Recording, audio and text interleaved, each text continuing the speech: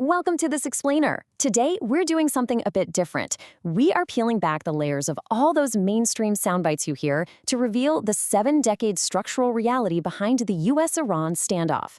Trust me, it's a story that is much older and way more complex than what you usually get on the evening news. Let's dive right in. We're going to map out this massive conflict across 4 distinct layers today. First, the historical origins. Then, the hidden financial war.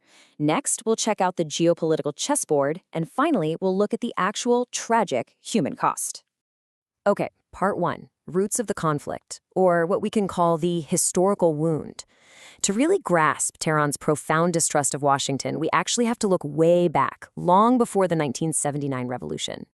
Take a look at this timeline, because it explains so much. In 1951, Iran's democratically elected prime minister nationalized their oil. Simple enough, right?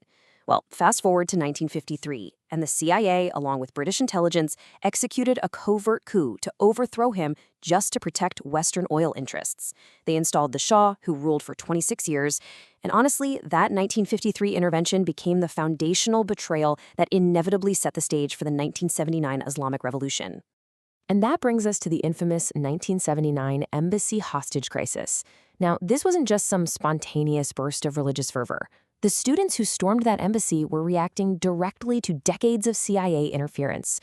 They were literally terrified that Washington was gearing up for another 1953-style coup to put the Shah right back in power.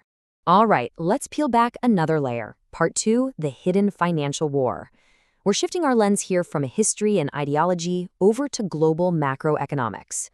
Let's talk about the petrodollar system. Back in 1974, a structural arrangement was made ensuring that global oil is sold almost exclusively in US dollars.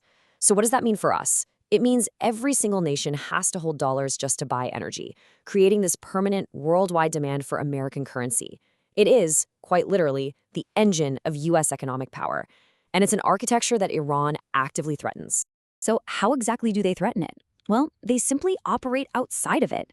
Iran actively bypasses the Western SWIFT banking network altogether.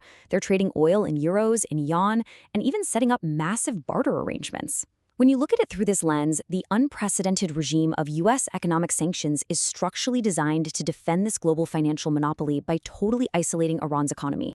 That naturally leads us to layer 3, the geopolitical chessboard. This is where we get into the intensely complex, proxy-filled regional power struggles happening all over the Middle East. If we break down the major players, you see competing strategic goals driving conflicts in places like Syria and Yemen. On one side, you have the US, Israel, and Saudi Arabia, whose primary goals are maintaining regional dominance, countering Iranian influence, and defending that dollar hegemony we just talked about.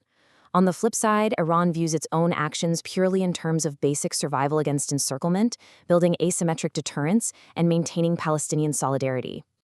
To survive that encirclement by heavily armed neighbors and U.S. bases, Iran developed what's known as the Axis of Resistance.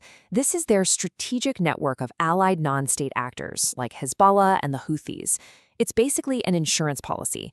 If Iranian territory is ever directly attacked, this network guarantees massive, asymmetric regional retaliation.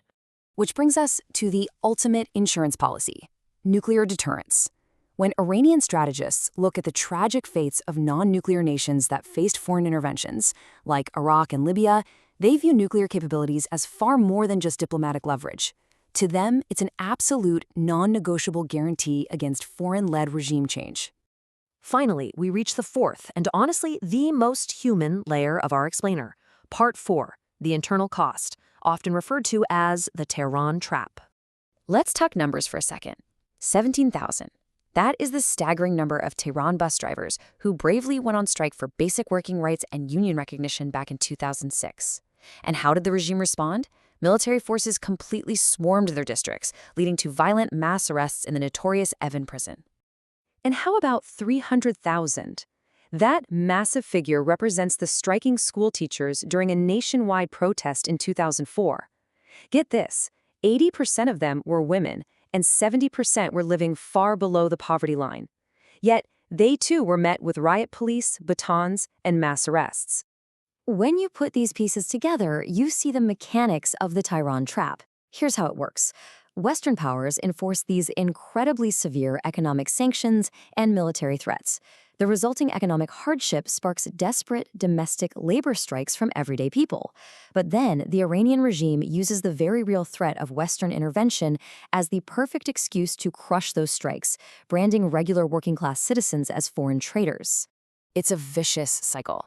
As sanctions absolutely devastate the Iranian middle class, the regime uses the looming threat of the West to justify ruling its own citizens with an iron fist. So as we wrap up today, we really have to ask ourselves, with power elites so deeply entrenched on both sides, who is truly bleeding for this endless geopolitical stalemate?